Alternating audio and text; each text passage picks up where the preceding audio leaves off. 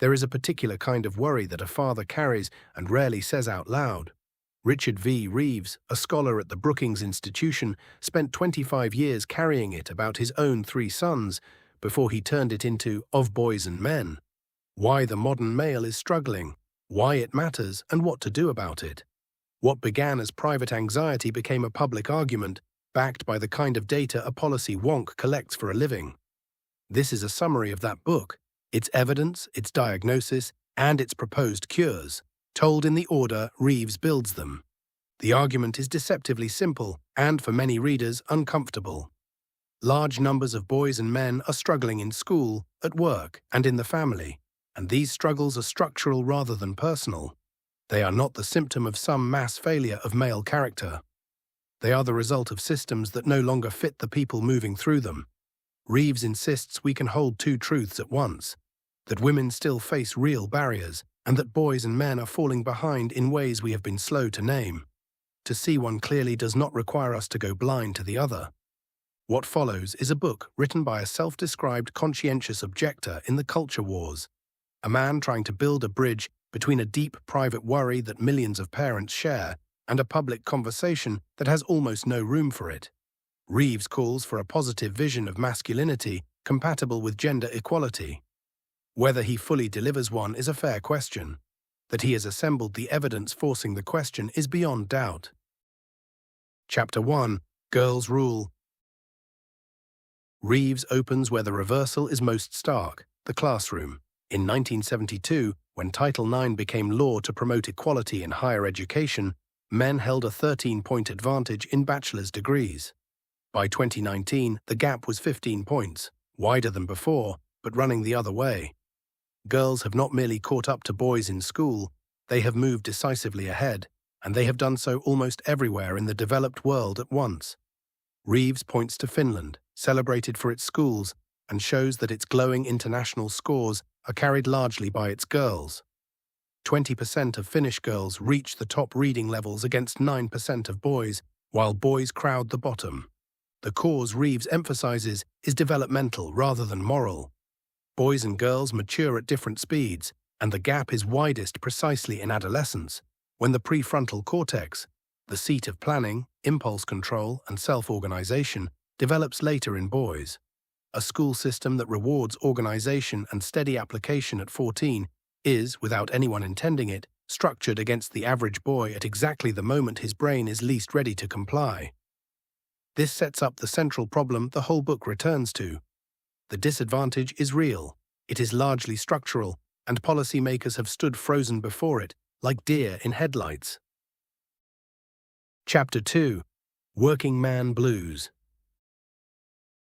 From the classroom, the argument moves to the labor market, where the story turns from relative decline to something closer to absolute loss. The wages of most men are lower today than they were in 1979, even as women's wages have climbed across the board. For the typical man with only a high school diploma, weekly earnings have fallen 14% in real terms over 4 decades. This is not a story about the men at the top who are doing fine. It is a story about the vast majority of men who are not at the top and whose economic ground has quietly eroded beneath them. Reeves traces the erosion to a 1-2 punch of automation and free trade, which fell hardest on the kinds of physical, routine-heavy work that had long employed men. The jobs that are growing, in health, education, and administration, are jobs men have been slow to enter, whether from habit, stigma, or a sense that such work is not for them. The result is a growing population of men whose skills and self-understanding were built for an economy that no longer exists. This dislocation is not merely financial. Work has long been one of the primary ways men have understood their own worth, and when the work goes, something deeper than income is lost. Chapter 3. Dislocated Dads. The third strand of the male malaise is fatherhood. For generations, the male role in the family was anchored to a single function: provider. That role rested on women's economic dependence, and as that dependence has rightly diminished, the old script has been left without a part for the father to play. Reeves argues that the breadwinner model has been hollowed out faster than any new model has been built to replace it. 1 in 5 fathers now lives apart from his children. Reeves is careful here. He does not mourn the passing of female economic dependence, which he treats as genuine progress. His point is that we tore down the old architecture of fatherhood without drawing up new blueprints, leaving many men adrift, still wanting to matter to their children, but unsure how, and too often pushed to the margins of family life by law, custom, and their own confusion. The chapter closes on the book's recurring note: this is a structural vacancy, not a personal failing, and a vacancy is something we can choose to fill. Chapter 4. Dwight's Glasses. Having laid out the general malaise, Reeves turns to the men for whom every one of these problems is sharper. Black boys and men, he argues, face not only the institutional racism long documented, but a compounded gendered racism that lands specifically on them as males. He cites his colleague Camille Bouzet's blunt assessment that no demographic group has fared as badly, so persistently, for so long. The chapter's title comes from a story about how a small intervention, a pair of glasses, a moment of being truly seen, can alter a boy's trajectory, and how rarely such attention is extended to black boys in particular. The evidence here is a study in double disadvantage. Black boys are more likely to be disciplined, less likely to be identified for gifted programs, more likely to be held back a grade. 1 in 4 has repeated at least one grade before leaving high school. Each disadvantage of race is multiplied by a disadvantage of sex, and the two together produce outcomes that neither a race-only nor a gender-only lens can fully explain. Reeves's insistence on looking at both at once is the moral center of this part of the book. Chapter 5. Class Ceiling. The second axis of double disadvantage is class. The men Reeves worries about most are not the executives whose presence on the highest rungs offers, as The Economist put it, scant comfort to the men at the bottom. They are the men on the lower rungs, for whom the loss of stable, well-paid manual work has been life-altering. Here the phrase deaths of despair does its grim work. Men account for nearly 3 out of 4 such deaths from suicide or overdose. The suffering is not evenly distributed. It concentrates among poorer men, whose economic footing gave way first and hardest. What makes this chapter land is Reeves's refusal to let class and gender be treated as competitors for our concern. A poor boy is disadvantaged by his class and by his sex, and the two intertwine. The educational system that struggles to serve boys struggles most to serve poor boys. The economy that has shed male jobs has shed them most brutally in the communities that could least absorb the loss. To care about class, Reeves suggests, is already to care about these men. Chapter 6. Non-responders. Then comes the chapter that ought to unsettle anyone confident that good intentions are enough. Reeves surveys a string of celebrated social programs and finds a disturbing pattern. They help girls and women and do little or nothing for boys and men. A free college program in Kalamazoo, Michigan raised college completion dramatically for women and delivered, in the evaluator's words, zero benefit to men. The same asymmetry appears in a mentoring scheme in Fort Worth, a school choice program in Charlotte, an income boost in New York City, again and again. And here is the part that changes how you read every optimistic headline about these interventions. The failure for boys is usually hidden inside a positive average, because the gains for girls are large enough to carry the whole number into the black. The program looks like a success. For half its intended beneficiaries, it did nothing. Reeves does not claim to fully explain why boys are such non-responders, but he establishes beyond argument that they are, and that our evaluation habits have let us miss it. The takeaway is sobering. Throwing resources at a problem is not the same as solving it, and a policy that ignores the particular nature of the person it means to help will fail him no matter how well funded it is. Chapter 7. Making Men. Before he can propose solutions, Reeves has to settle a question the culture treats as radioactive. Are the differences between men and women merely built by society, or is there something real underneath? His answer is that it is not nature or nurture, but nature and nurture, and that pretending otherwise cripples our ability to help. He walks through the biology plainly, the prenatal testosterone that shapes the developing male brain, the greater male tendency toward physical risk and aggression that shows up across cultures and even in infancy, 17 months being early enough to see it. But Reeves is equally firm that biology is a tendency, not a sentence. Drawing on Carol Hooven's work, he notes that testosterone amplifies aggression rather than directly causing it, and that whether that tendency is expressed depends enormously on culture and circumstance, which is why levels of male violence vary so dramatically across time and place. We are not slaves to ourselves. The honest position, he argues, acknowledges real average differences between the sexes without inflating them into destiny or dismissing them into nothing. That honest middle is precisely the ground both political tribes have abandoned, which is where the book turns next. Chapter 8. Progressive Blindness. Reeves, who writes plainly from the political left, saves some of his sharpest words for his own side. The progressive failure, he argues, is a refusal to accept that gender inequality can run in both directions, and a reflex to reach for the phrase toxic masculinity whenever male struggle appears. A term that once described a narrow set of harmful behaviors has swollen into a blanket indictment of maleness itself.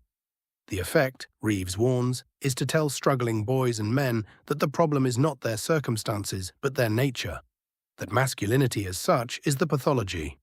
This is not only unkind, Reeves argues, it is strategically disastrous. It alienates the very men progressives claim to want to help, and it cedes the entire territory of male concern to the political right, which is only too glad to occupy it. When one side declares that caring about boys is a betrayal of girls, it does not make the worry disappear. It simply drives that worry into other angrier hands. Chapter 9. Seeing Red. If the left denies the problem, the right, in Reeves's telling, misdiagnoses the cure. He opens with Senator Josh Hawley's speech on manhood and treats the populist right as sincere in its recognition that men are struggling, a recognition progressives too often lack, but wrong in what it prescribes. The conservative answer, Reeves argues, is nostalgia, a wish to turn back the clock, restore the old breadwinner order, and return women to a domestic role most of them have no wish to resume. It offers men dignity only on terms the modern world will not grant. Reeves distills the whole political stalemate into a single exchange. The left tells men, be more like your sister. The right tells them, be more like your father. Neither is any help to a boy who must live in this century rather than the last. One side denies his difficulties, the other promises to solve them by unwinding progress that will not and should not be unwound. The way forward, Reeves insists, lies through neither. Chapter 10. Redshirt the Boys. With the diagnosis complete, Reeves turns to remedies, beginning in the classroom with his most eye-catching proposal. Start boys in school a year later than girls by default. The name comes from college athletics, where a player is held out for a season to develop.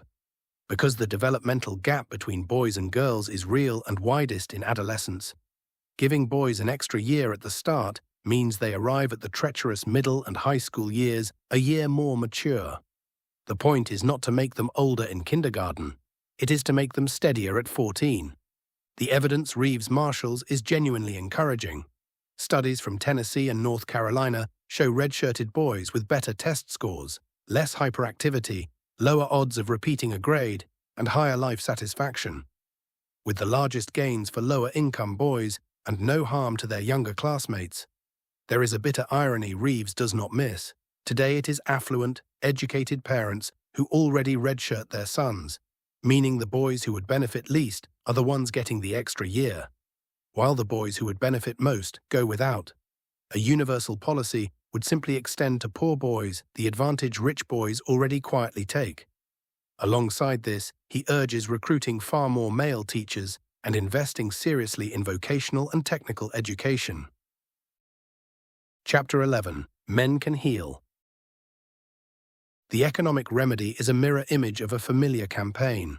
For years we have rightly encouraged girls and women into STEM fields: science, technology, engineering, math.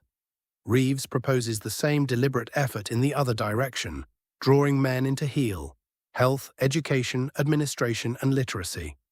These are the jobs that are growing, the jobs relatively safe from automation, and the jobs men have been slow and reluctant to take. A nurse or an elementary teacher is doing work of obvious dignity and security, yet cultural stigma still whispers to men that such work is not masculine. Reeves argues we should spend real effort and money dismantling that stigma, just as we spent effort telling girls they could be engineers. The parallel is exact, and the justice of it is hard to deny. If it was right to open technical fields to women, it is right to open caring professions to men. There is something quietly fitting, too, in steering men toward work whose whole purpose is the care of other persons. A man is not diminished by tending to the sick, teaching the young, or serving his neighbor.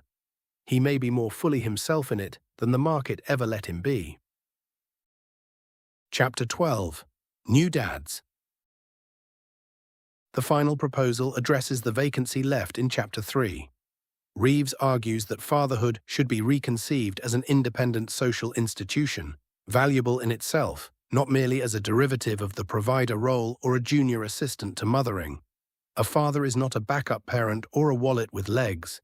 He brings something of his own to a child's life, and the law, the culture, and our public policy should recognize and support that direct bond rather than treating him as optional. This is the book's most constructive note. Where the old model tied a father's worth to his paycheck, Reeves wants to tie it to his presence and his relationship with his children, a bond that survives changes in employment, marriage, and household arrangement. He calls for reforms in everything from paid leave to the way family services treat men, all aimed at keeping fathers meaningfully in their children's lives. It is here that the deepest human truth of the book surfaces. A man is made for more than production. He is made for communion, with his children above all, and a society that forgets this impoverishes not only men, but everyone bound to them. Epilogue. Reeves closes by noting something he discovered in the writing. Everyone has a story. Where his book on John Stuart Mill made eyes glaze, this one made strangers open up. And the most anxious of all were liberal parents worried about their own sons. There is, he writes, a deep well of private worry about boys and men that has found no productive public outlet. His aim has been to bridge that private worry and the public silence around it. His final plea is against the trench warfare of tribal politics, in which each side fears that any ground given to boys is ground taken from girls. The problem with feminism, he argues, is not that it went too far, but that it has not gone far enough. Women's lives have been remade while men's have not. What Reeves cannot quite supply, and knows he cannot, is the positive vision of masculinity his book keeps calling for. He clears the ground brilliantly. The building of something to stand on it, a vision of what a man is for, rooted in more than economics or biology, is a task his data cannot finish, and one that the reader is left to take up. That the deepest answers to what a man is made for lie beyond the reach of policy is not a flaw in the book, so much as a boundary it honestly reaches. Of Boys and Men is essential reading precisely because it refuses the easy comfort of both tribes. It looks hard at real suffering, insists on treating it as structural rather than shameful, and dares to propose concrete help. Read it, argue with it, and hand it to someone who still believes we must choose between caring about our daughters and caring about our sons. Reeves's quiet insistence that we can do both is the beginning of wisdom on this subject. And wisdom, pursued honestly, has a way of leading somewhere deeper than where it started. For that alone, this book is worth your time and worth the full reading it deserves.